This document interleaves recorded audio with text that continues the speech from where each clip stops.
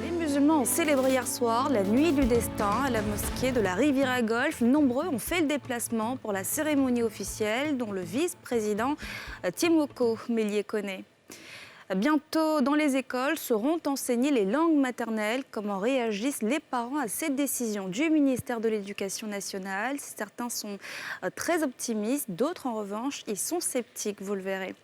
Et puis le Burkina Faso et la Guinée demandent à la CEDEAO un délai supplémentaire pour proposer un calendrier électoral pour la transition.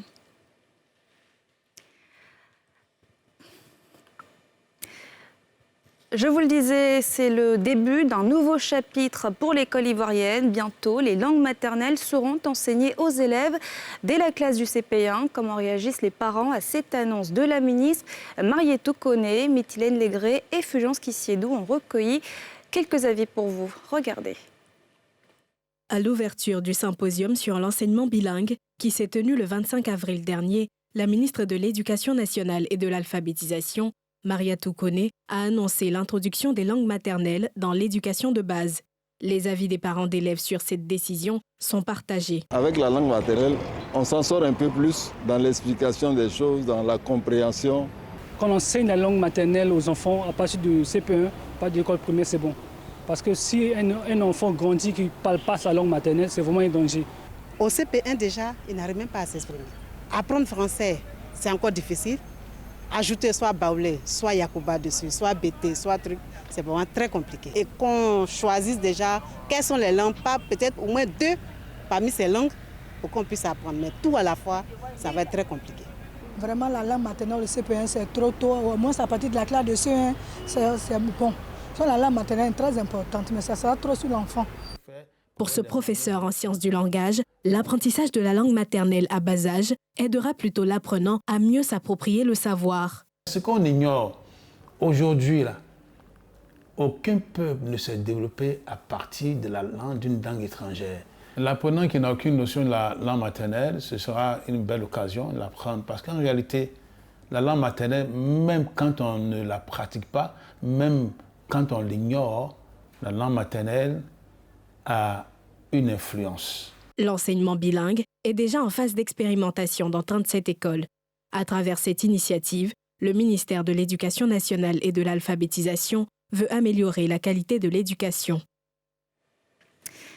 Nouvellement nommée ministre de la Culture, Françoise Remarque veut aussi apporter sa pierre à l'édifice de la modernisation de la nation ivoirienne. Elle a visité ce matin les locaux de l'INSAC afin de s'imprégner des réalités de cet institut supérieur des arts et de l'action culturelle. Bresniawa, Harouna Zeba.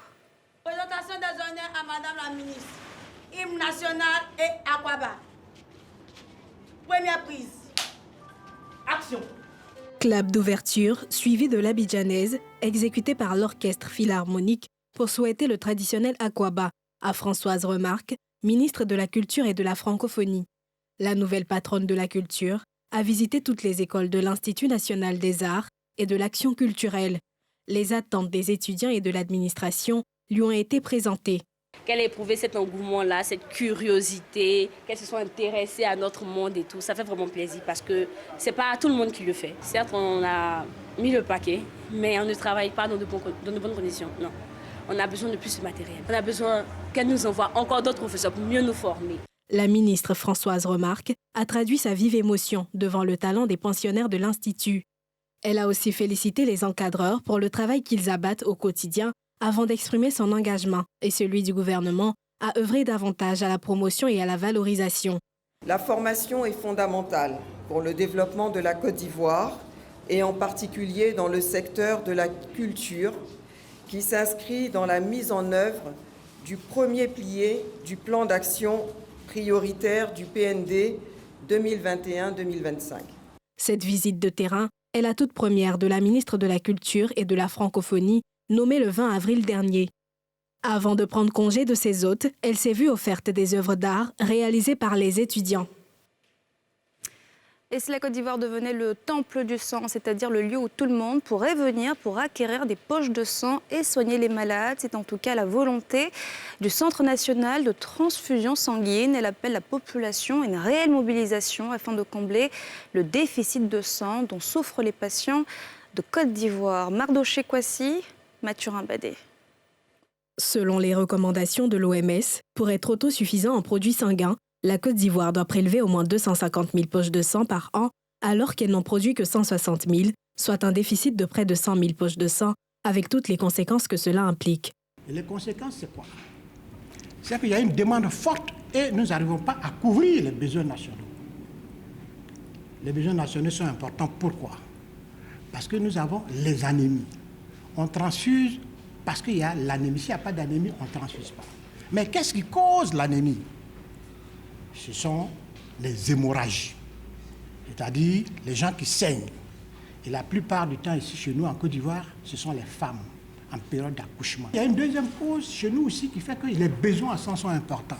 C'est le paludisme, surtout chez les enfants de 0 à 5 ans. Le paludisme crée des ravages.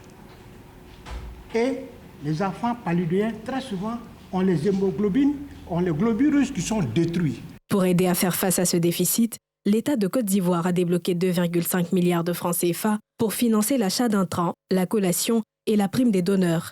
Mais ce dispositif ne peut être efficace que si les Ivoiriens se mobilisent de plus en plus pour donner plus de sang. Le sang vient des donneurs de sang. Et les donneurs de sang sont de la population ivoirienne. Nous sommes plus de 25 millions d'habitants. Si 1% de notre population donne le sang, nous serons autosuffisants. Donner son sang, c'est un geste de solidarité, c'est un geste de générosité. Donner son sang, c'est donner la vie, c'est faire reculer la mort.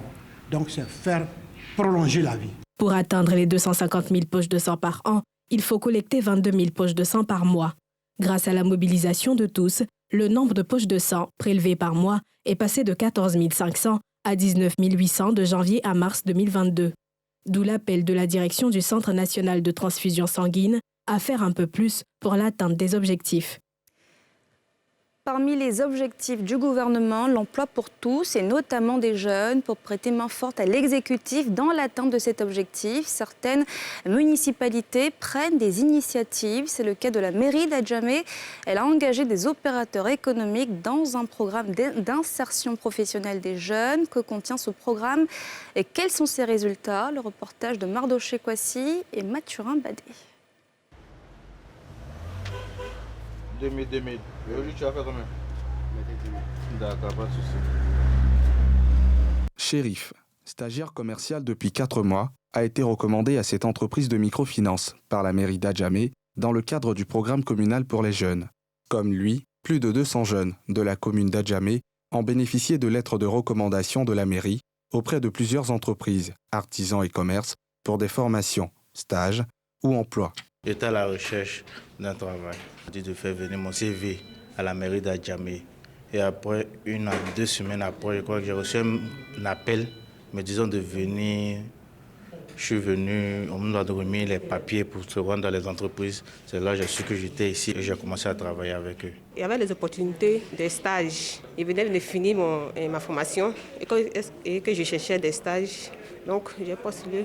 C'est comme ça que je me suis retrouvée à l'hôpital général d'Adjamé. Pour en arriver là, des équipes de la mairie ont parcouru la commune pour démarcher de potentiels employeurs, avec qui des partenariats ont été signés, les engageant à accorder pour certains des stages, pour d'autres des emplois, et pour d'autres encore des formations à ces jeunes d'Adjamé. Il y a eu un partenariat, donc c'est dans le cadre de ce partenariat que la mairie nous envoie des commerciaux. Ils apprennent très vite, et puis je pense que c'est des jeunes qu'il faut encourager. C'est une bonne initiative du maire parce que nous aussi, au niveau des hôpitaux, ça nous permet d'améliorer aussi la qualité de nos services à travers les stagiaires que nous formons. Le député maire de la commune d'Adjamé entendait à travers le programme communal des jeunes trouver des solutions durables au chômage des jeunes de cette commune, diplômés ou pas, sans distinction de niveau. Les commerçants, les banques et tous ceux qui exercent des activités dans notre commune, nous les avons approchés afin de leur demander de nous aider à trouver soit un emploi pour nos jeunes, soit une formation, soit un stage, afin d'aider le gouvernement dans son programme d'employabilité des jeunes. Ce que nous pouvons demander aux jeunes, au lieu de rester à la maison, qu'ils viennent vraiment profiter de ces programmes. Le programme communal des jeunes est destiné aux jeunes résidant dans la commune d'Adjamé, dont l'âge varie de 18 à 40 ans. 6 mois après son lancement, ce sont au total 255 jeunes qui ont été recommandés, dont 133 ont pu être insérés dans le tissu professionnel ou dans un circuit de formation. Jusqu'à l'aube, les musulmans ont adoré Allah. Hier soir, c'était la nuit du destin.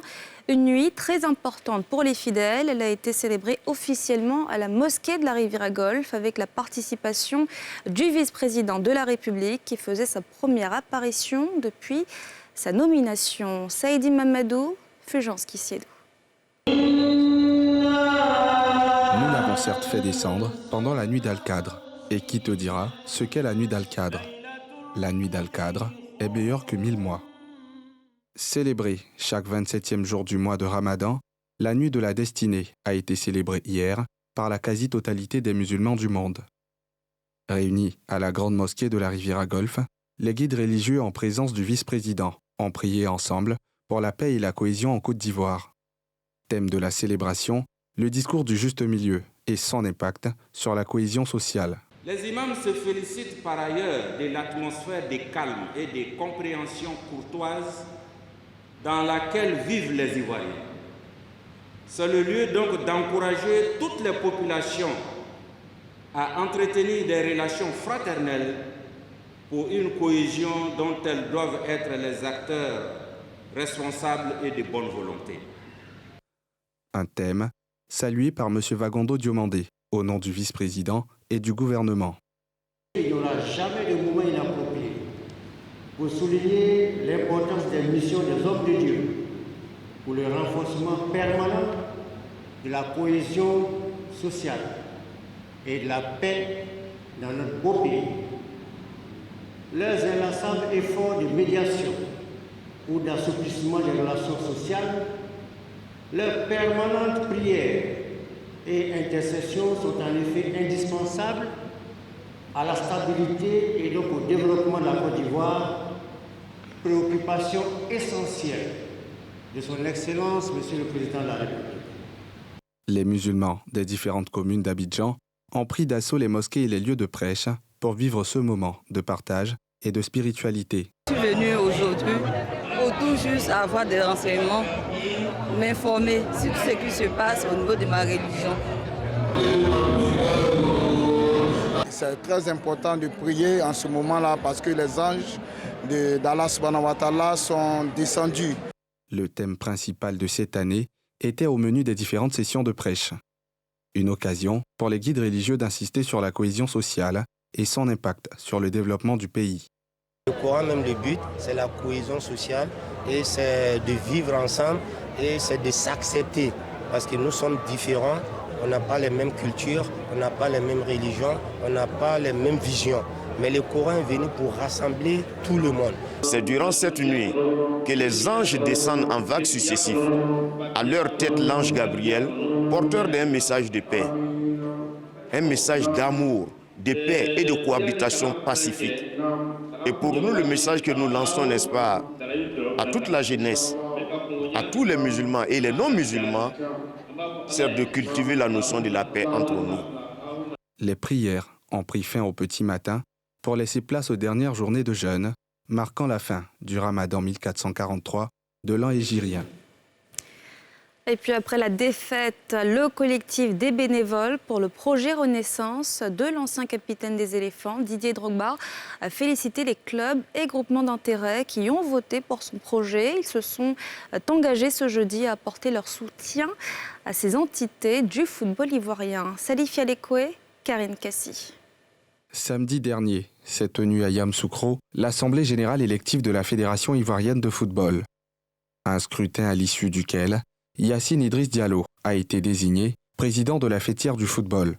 L'ex-capitaine des éléphants Didier Drogba, qui portait le projet Renaissance, est sorti au premier tour de cette élection avec 21 voix. Le collectif des bénévoles pour le projet Renaissance a félicité ce jeudi les clubs et groupements d'intérêt soutien de Didier Drogba, promettant les appuyer. En notre sein, nous disposons de compétences avérées et multivariées dans divers domaines, aussi bien de l'organisation, du management, de la stratégie, des finances, des partenariats, du sponsoring, etc. Autant de compétences que nous mettons à votre disposition dès maintenant afin de poursuivre la professionnalisation de vos différents clubs et vous assister en les mettant au niveau des standards internationaux. Dans les prochains jours, nous vous enverrons chacun une délégation qui va discuter avec vous d'un protocole d'accord matérialisant cet accompagnement pour ensemble redorer à partir de vos clubs et groupements d'intérêt le visage du football en Côte d'Ivoire. La passation de charge entre le comité de normalisation de la FIF et la nouvelle équipe est prévue mercredi 4 mai prochain. Le Burkina Faso et la Guinée, où des militaires ont pris le pouvoir par la force, ont demandé à la CEDEAO un délai supplémentaire afin de présenter un calendrier électoral pour la transition. Ces deux pays qui ont franchi la ligne rouge, selon l'institution sous-régionale, sont menacés de sanctions économiques. Le récit de Pierre Dipomela.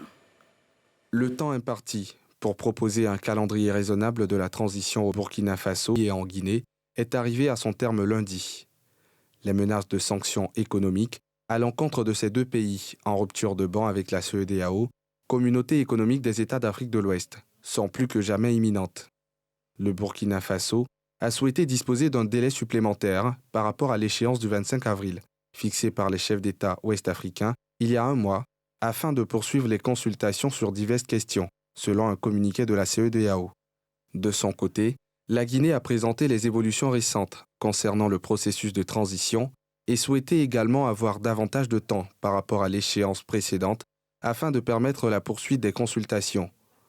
La CEDEAO annonce qu'elle enverra des missions dans ces deux pays avant le prochain sommet des chefs d'État dont la date n'est pas encore connue. Les deux pays ont été suspendus des instances de la CEDEAO et la Guinée frappée des sanctions économiques. Un autre pays de la région, le Mali, qui a connu 2 putschs depuis août 2020, est également suspendu et touché par d'importantes sanctions.